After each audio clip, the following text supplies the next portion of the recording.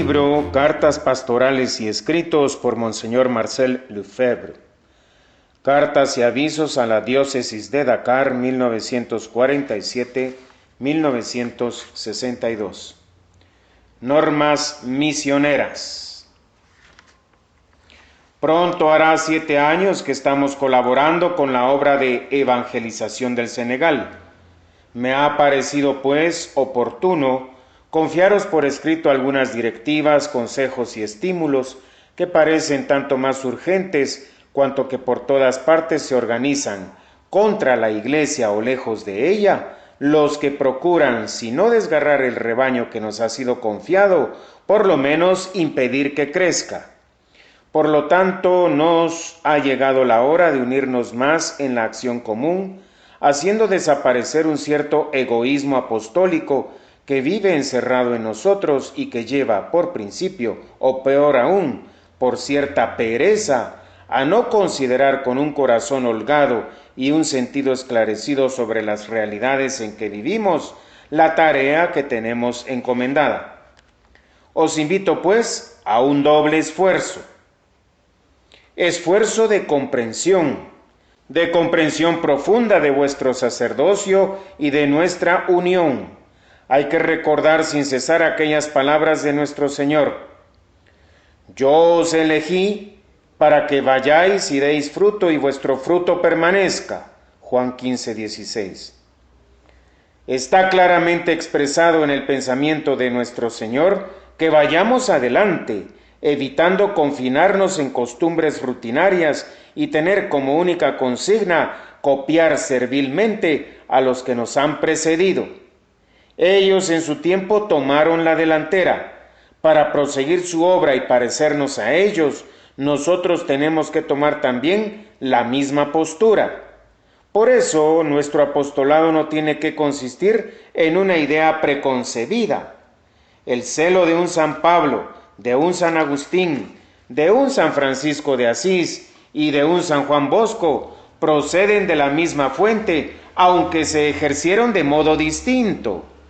Estamos en el Senegal del siglo XX, en un ambiente y época concretos, con los medios de nuestra época, con los errores y enemigos de la Iglesia de nuestros tiempos.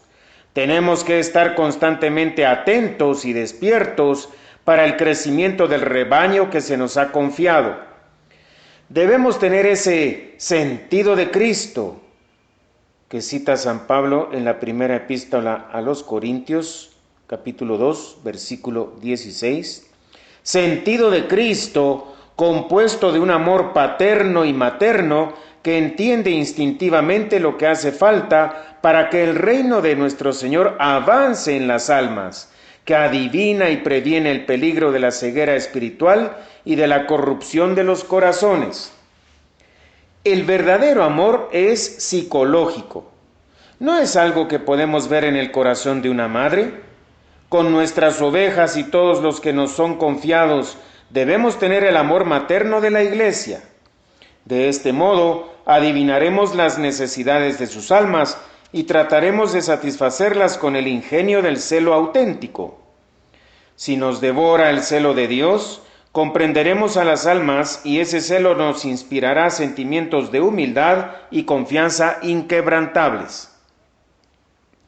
Tendremos así la íntima convicción de que Dios llama a todo hombre, que en todo ser humano hay una posibilidad religiosa que muchas veces se ignora y que puede desarrollarse de modo inesperado. Es el secreto de Dios, y que nunca, ni antes de examinar los hechos ni después, tenemos que hacer un juicio definitivo sobre el estado de un alma.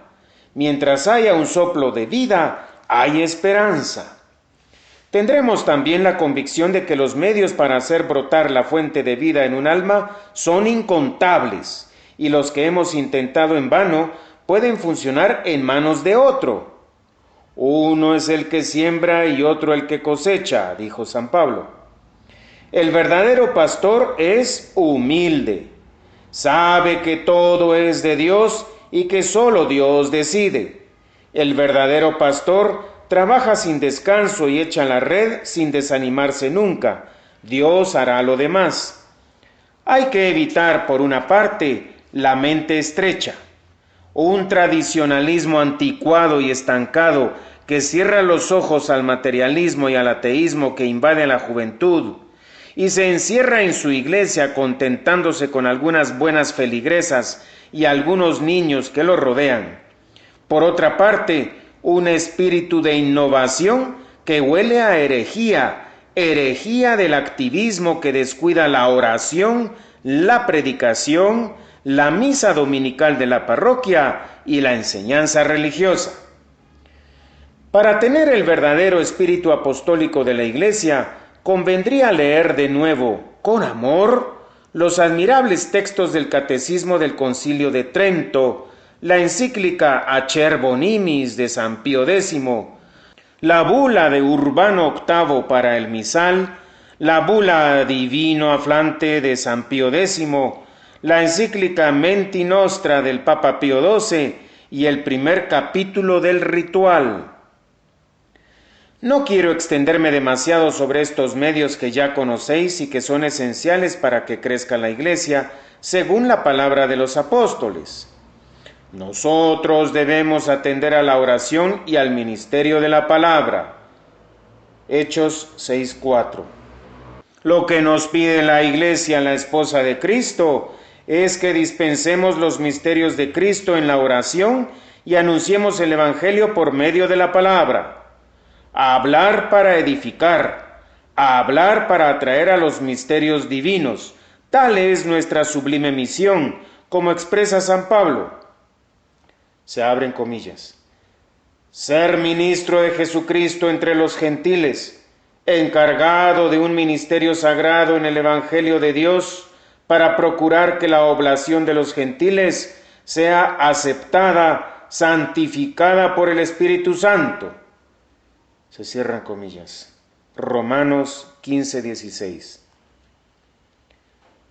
Aunque la Iglesia haya detallado algunas obligaciones a los pastores y a los que enseñan en las escuelas y haya expresado claramente en el derecho canónico sus directivas sobre el ministerio, abre ampliamente las posibilidades a las iniciativas del celo esclarecido de los obispos y sacerdotes para hacer que el mensaje del Evangelio alcance a los más diversos ámbitos. Ya en tiempos del Concilio de Trento, los padres del concilio, horrorizados por los progresos de la herejía y por los medios que empleaban los falsos profetas, procuraron publicar el catecismo para contrarrestar los ataques de los herejes. En su introducción leemos lo siguiente. Se abren comillas.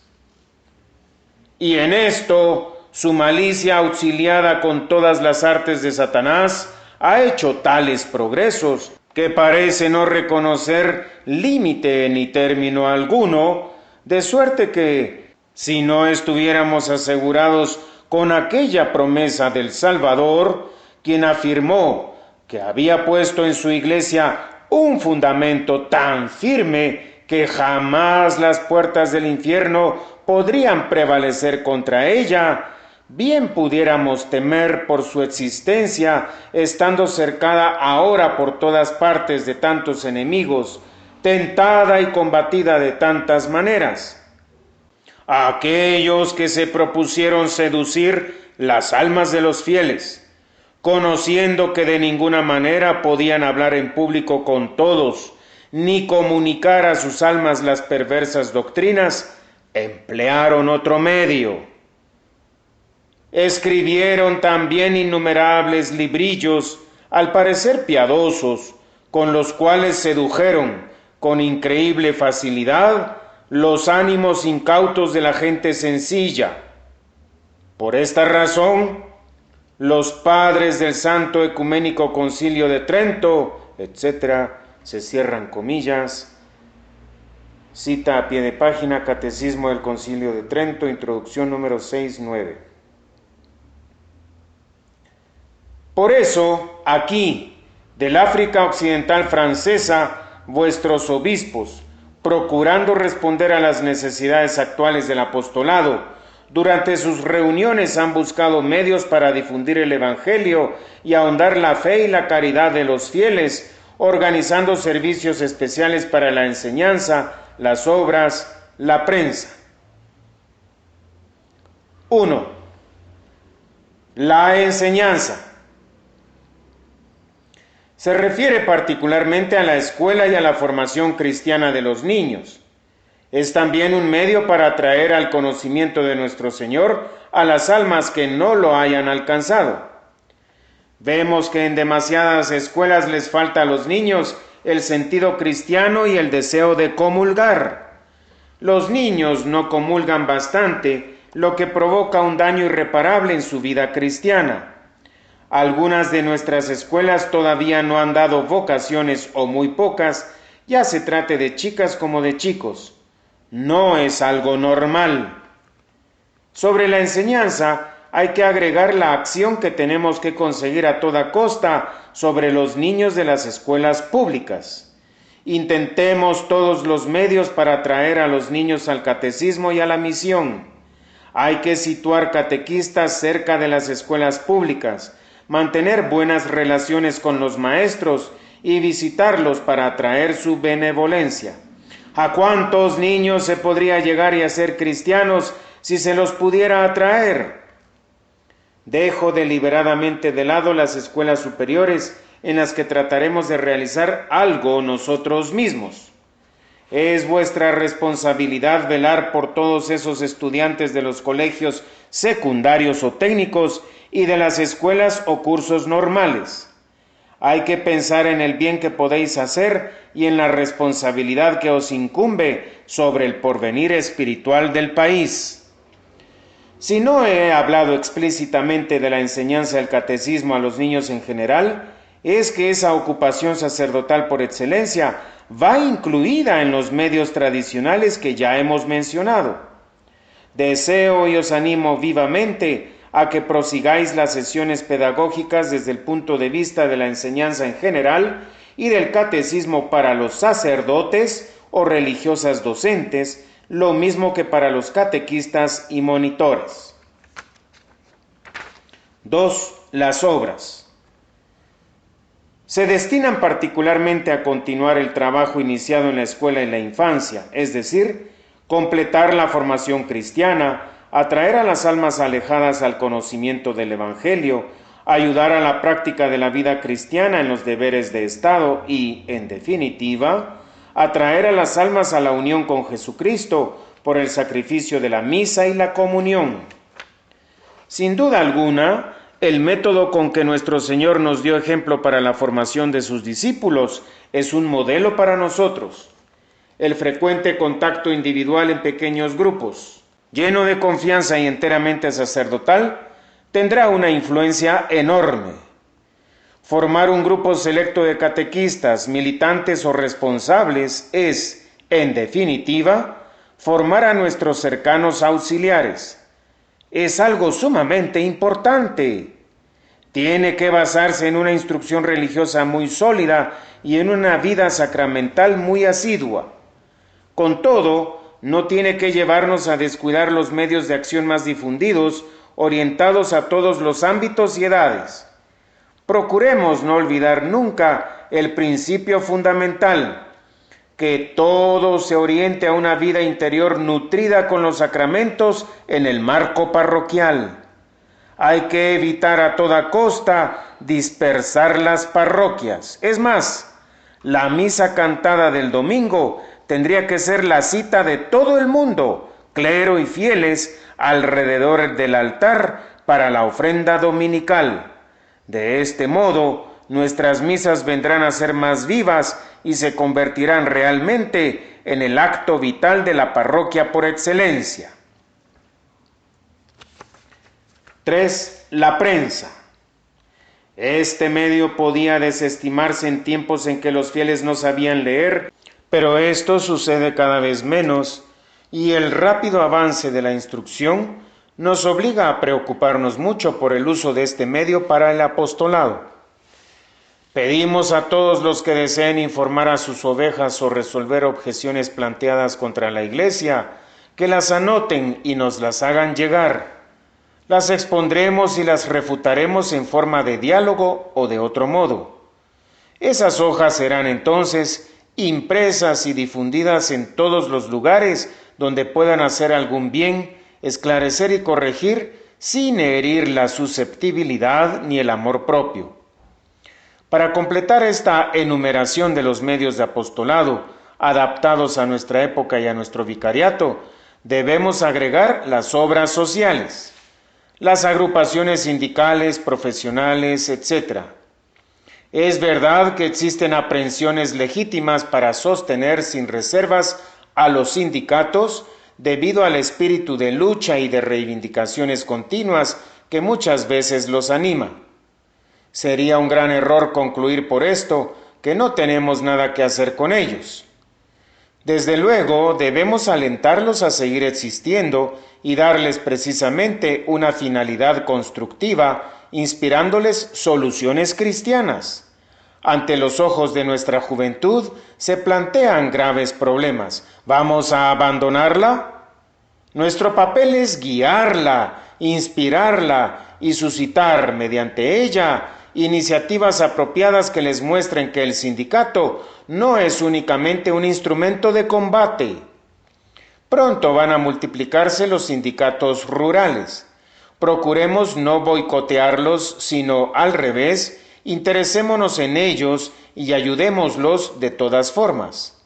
A través de este sindicalismo podemos tener una influencia considerable en el país y hacer reinar una atmósfera cristiana en los ámbitos en que antes reinaban el materialismo y el marxismo. No podemos estar ausentes de organismos que influyen sobre la vida social y sobre el ambiente de vida, ya que guardan una estrecha relación con la vida cristiana. Procuremos inculcar a nuestros catequistas y a nuestros cristianos el auténtico fin del sindicalismo, pues si no, veremos cómo los no cristianos dirigen todos los sindicatos. Lo mismo hay que decir de las cooperativas que los institutos laicos intentan crear para sus escuelas, apoyados por el servicio de la enseñanza. Sepamos mantener despierta la atención y no nos dejemos superar en el ámbito social. Todavía existen los consejos de notables y los consejos municipales que se instauran cada vez más. ¿Estaremos ausentes de ellos? ¿Van a estar excluidos de ellos nuestros cristianos? No tiene que ser así en modo alguno.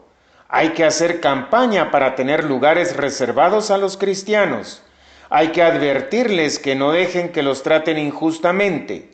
Lo mismo vale para los paganos, muchas veces engañados por los musulmanes y una administración favorable al Islam. Estad atentos, pues si no, los lobos harán estragos en el rebaño. Si pensáis que no tenéis que ocuparos de estas cosas, que os parece que están al margen del ministerio sacerdotal, es que os habéis forjado una idea del pastor demasiado estrecha y equivocada. No debe serle indiferente nada de lo que se refiere a la práctica de la vida cristiana, en cualquier lugar o circunstancia, ni tampoco nada que acerque o aleje a las almas de nuestro Señor. Me diréis, no estamos al tanto de todas esas nuevas organizaciones. Por amor a vuestro apostolado, sabed iniciaros invitando a vuestras reuniones de distrito al sacerdote encargado o incluso a un especialista sobre estos temas que él haya designado para conocer así las líneas esenciales de lo que otros suelen organizar con intenciones que están lejos de ser cristianas. No os dejéis sorprender. Persuadíos íntimamente que la extensión del Evangelio y la irradiación de nuestro Señor se realizan también a través de estos medios que transforman la vida social. Hay muchos ejemplos de que donde hay sacerdotes celosos y esclarecidos que han sabido llevar a cabo esta transformación y guiarla, la Iglesia goza de un gran prestigio a través de la misión. En algunos lugares que os podría citar, los jefes polígamos y tiránicos han sido reemplazados por cristianos ejemplares que, aunque minoritarios, tienen todo a mano para el mayor bien de la población. Por lo tanto, aunque tenemos que obrar, debemos hacerlo sobre todo a través de intermediarios, es decir, los propios laicos.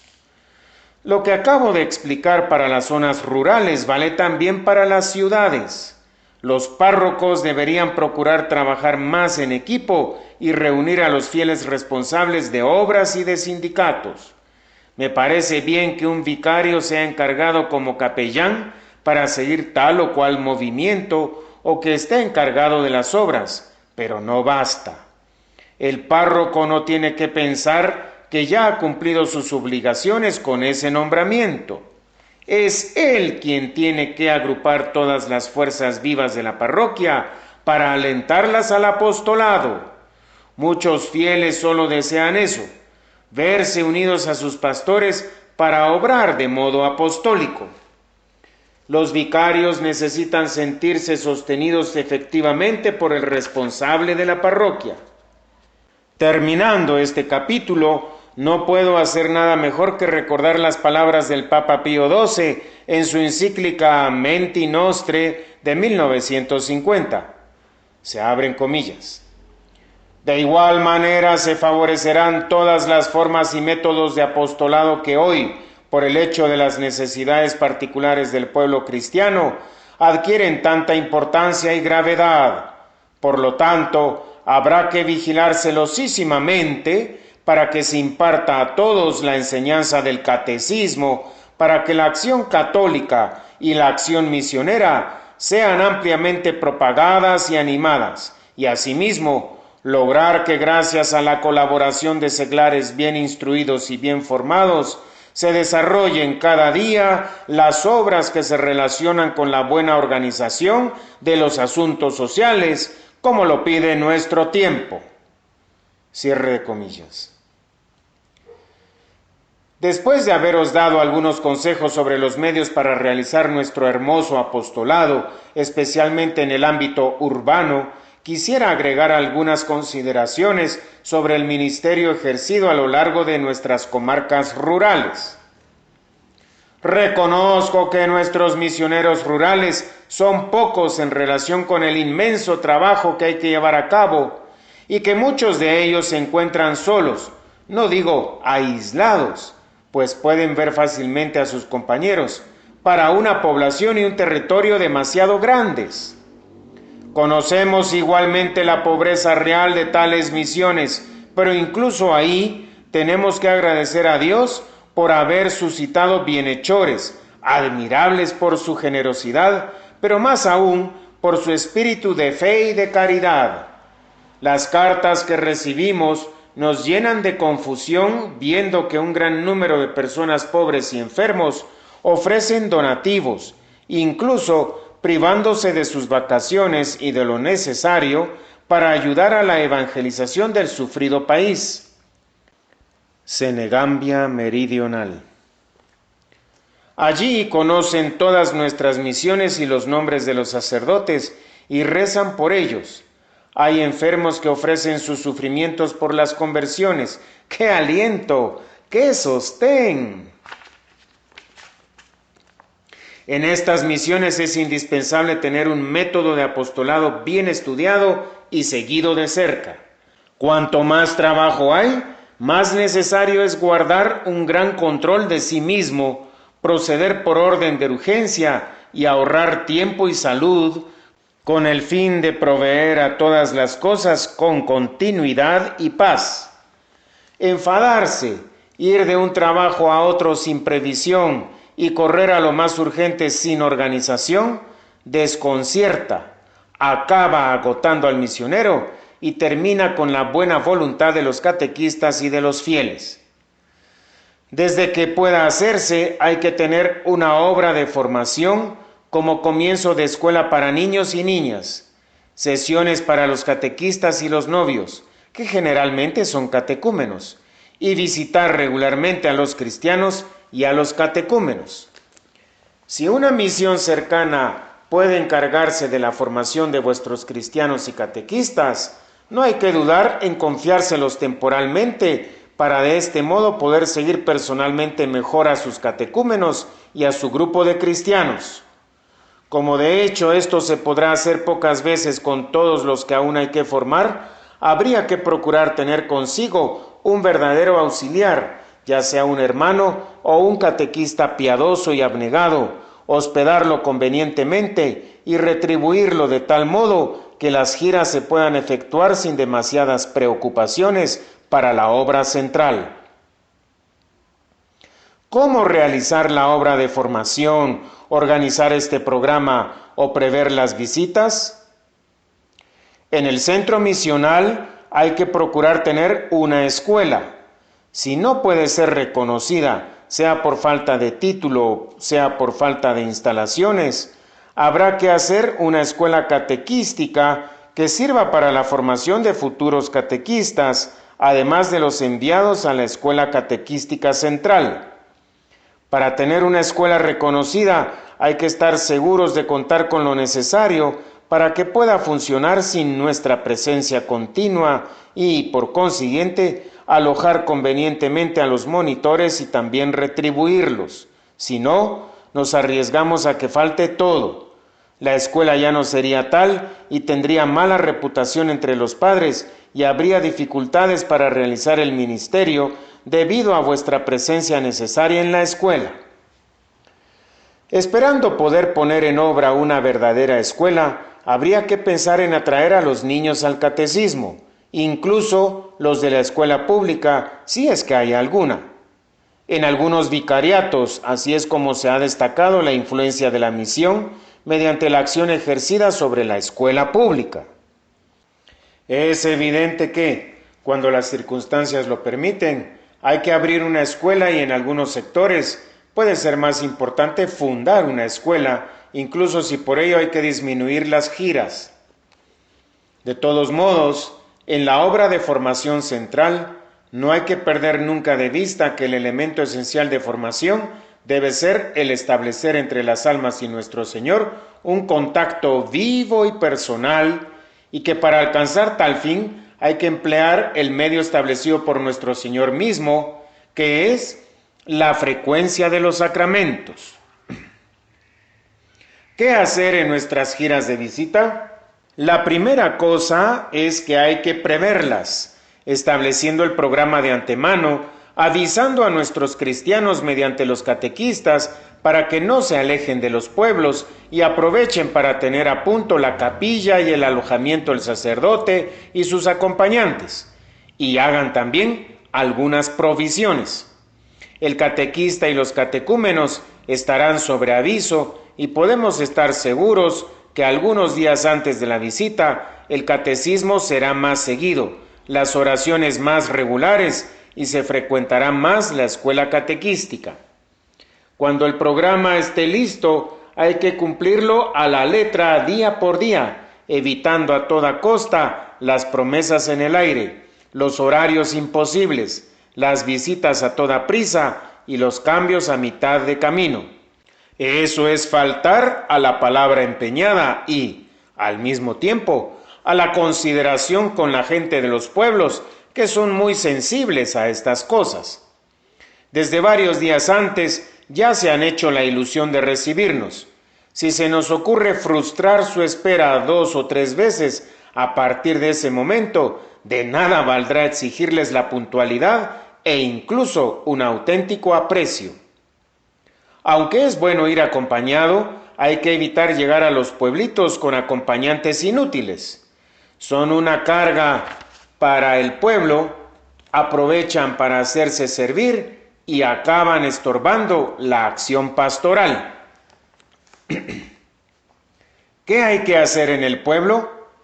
Aquí también es absolutamente necesario tener un programa y aunque varía según los lugares y las costumbres de cada uno, hay ciertas ocupaciones pastorales y personales necesarias que hay que ordenar teniendo en cuenta las necesidades impuestas por la vida del pueblo, particularmente la hora en que las mujeres preparan la comida y los hombres comen.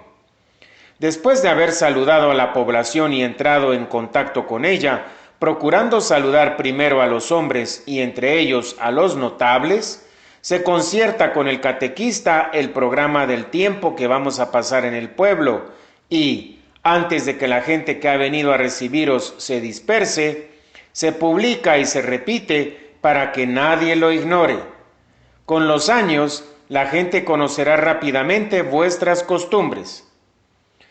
Nosotros tenemos que pensar y ordenar los ejercicios personales, el breviario, la hora de las comidas y la actividad pastoral, repaso de los cristianos y de los catecúmenos, haciéndolos llamar por categoría y en cuanto sea posible, que algunos de ellos asistan como testigos a las charlas sobre observaciones y arreglos de litigios. ¿Cuántos consejos, estímulos y reproches propios para edificar? Es el momento en el que el misionero se parece más al Divino Maestro durante su vida pública. Aquí tendrá que mostrarse como auténtico pastor de las almas y manifestar el don de consejo. Entonces lo apreciarán todos los que lo rodean y escuchan, pues bastante gente que no asiste a la iglesia irá para escuchar al Padre sentado en medio de la gente del pueblo. Esta instrucción en realidad no se debe hacer en la iglesia. 1. Examen de los catecúmenos se puede hacer en la capilla o afuera. También es una excelente ocasión de hacer obra pastoral. 2. Confesiones. Si se han reunido bastantes penitentes, exhortarlos a todos juntos para disponerlos bien. Hay que procurar confesar siempre en un lugar donde la gente nos vea y nunca en la oscuridad. Elegir la hora según la conveniencia de los fieles, en lugar de exigir a los que desean confesarse que vengan en otro momento. 3. Rezar en común las oraciones de la noche. 4. Visitar a los enfermos. 5. Inspección de las escuelas catequísticas, si la hay. 6. Por la mañana, misa con instrucción y después de la misa, si puede ser, catecismo para todos. Estas son, en forma esquemática, las grandes líneas de las visitas y giras absolutamente indispensables y fructíferas en la medida en que se hagan con cuidado, regularidad y celo. Tal es la misión que se nos confía y la viña que tenemos que hacer fructificar. Ojalá que estas líneas puedan dirigir vuestro celo y aumentarlo aún más. Que el ramillete de oraciones, sacrificios y ofrecimientos de nuestros enfermos, de nuestras religiosas, de todos los que obran con nosotros y, por fin, de nosotros mismos, muevan los corazones de Jesús y de María, inclinándolos a derramar gracias de elección sobre nuestro querido vicariato. Dakar, 15 de abril de 1954.